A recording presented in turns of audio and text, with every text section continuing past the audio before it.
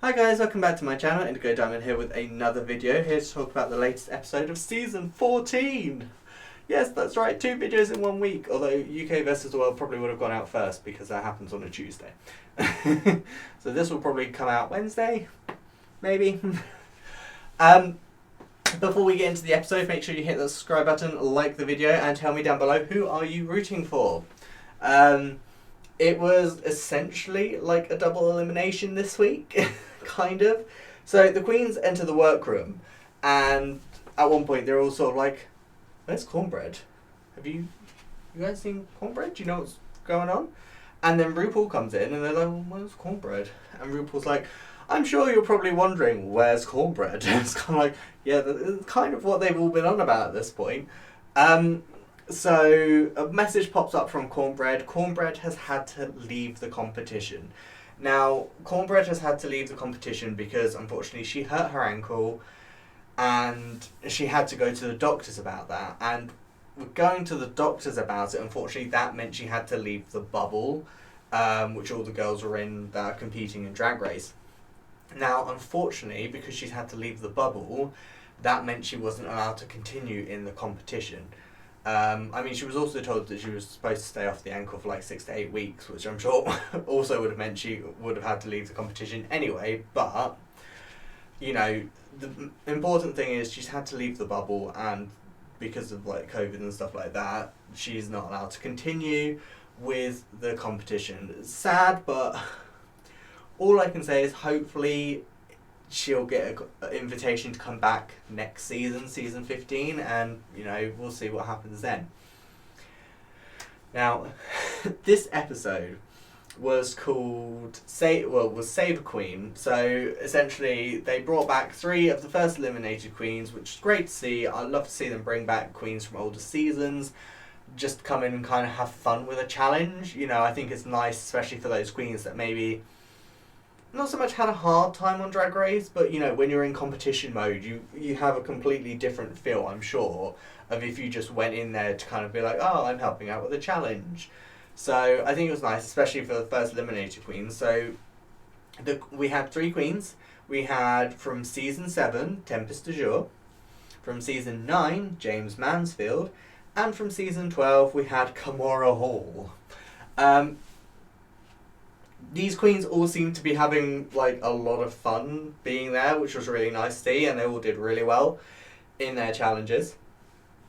Now, the queens in the competition had to essentially do a PSA, a public service announcement, for Save a Queen, to do with the queen that they had in their group. But it had to rhyme, so that was interesting. So, to get into groups, there were balloons. Now, the queens had to pop a balloon against one of the pit crew. That was weird. So the pit crew would be like bent over and the queen had to like put the balloon on them and like pop it. And it's like, my other half said, do you think they've done this because they know Maddy's here, and Maddy's obviously straight, so this isn't something they should do on a regular basis? And I was like, that is a good point. Probably not, but it might have just worked out like that. Obviously, I would have very much been happy to do that to Bryce because I have such an attraction to Bryce, it's ridiculous. And I can't remember the other one's name, and I feel really bad for not remembering his name, but he is very handsome too, and I definitely wouldn't have said no to him. But yeah, I have a thing for gingers, which is hilarious. My other half's not ginger. And he gets ginger freckles in his beard, and he like hates that so much. And I'm like, I don't want a ginger. And Bryce is just so hot, so good, so nice. Anyway, back to the actual topic. That's not me drooling over Bryce. Call me Bryce. It's one of those days, isn't it?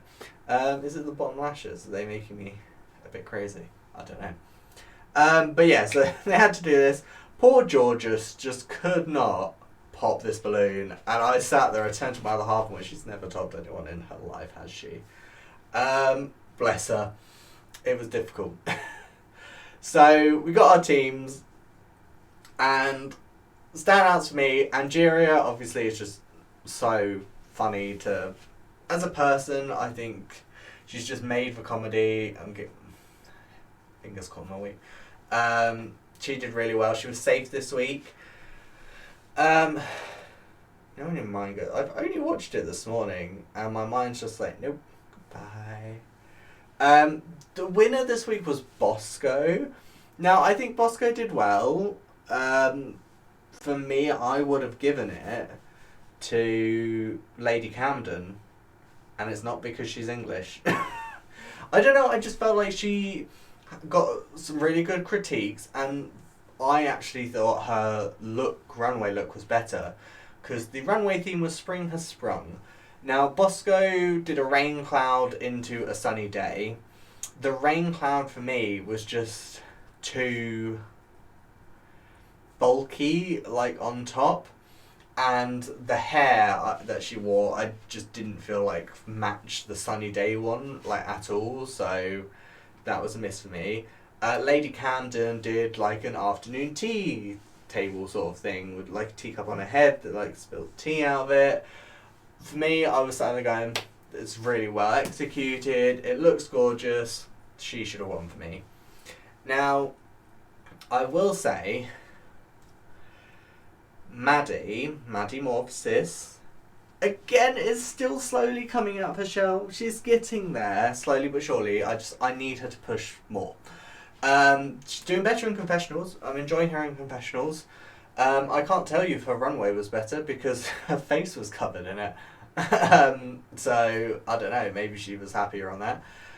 In the challenge, she was okay. I just feel like she could have pushed more. I mean, Michelle did have to kind of, like, get her to say her line in a different way, and she did, but then it didn't seem like that was the version that actually got put in the final, like, product. I don't know.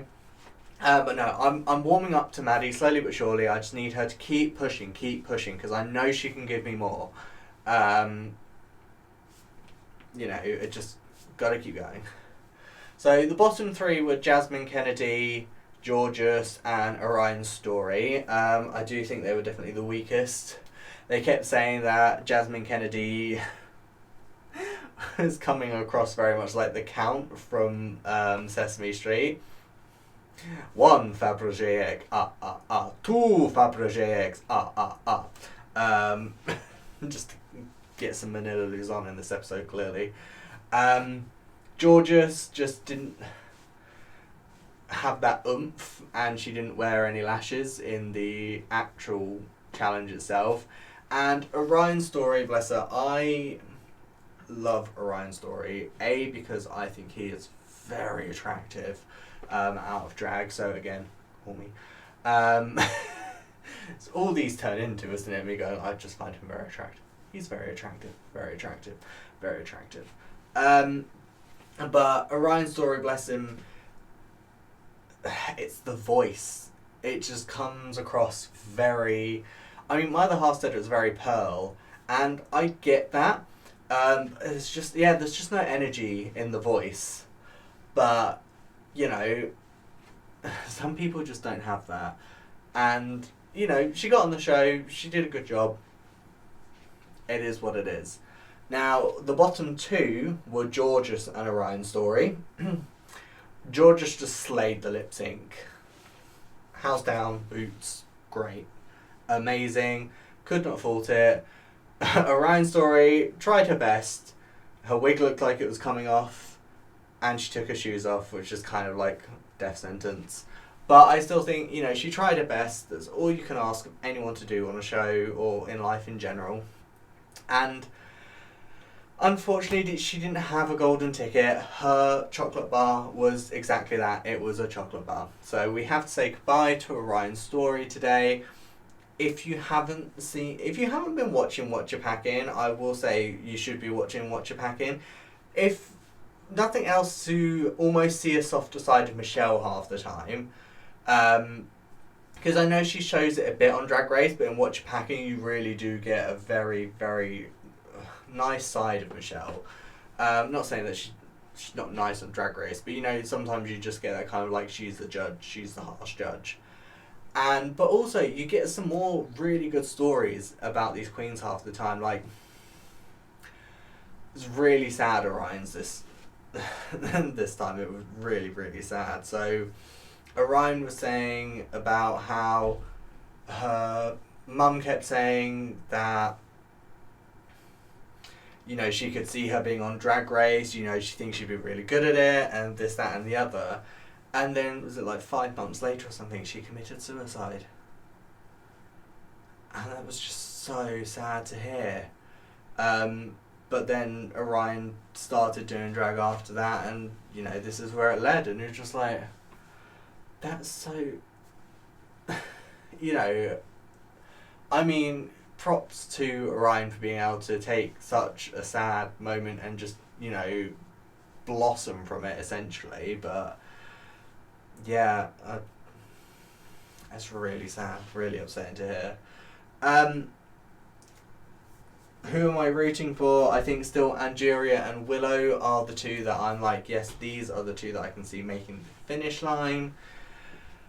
Let me know down below, who is it you are rooting for? There are so many queens still left, but we have gotten rid of 2 more, which means there are slightly less queens. But yeah, let me know down below, who is it you're rooting for? And yeah, while you're down there, hit the subscribe button, like the video, and I will see you lovely people next time. Bye!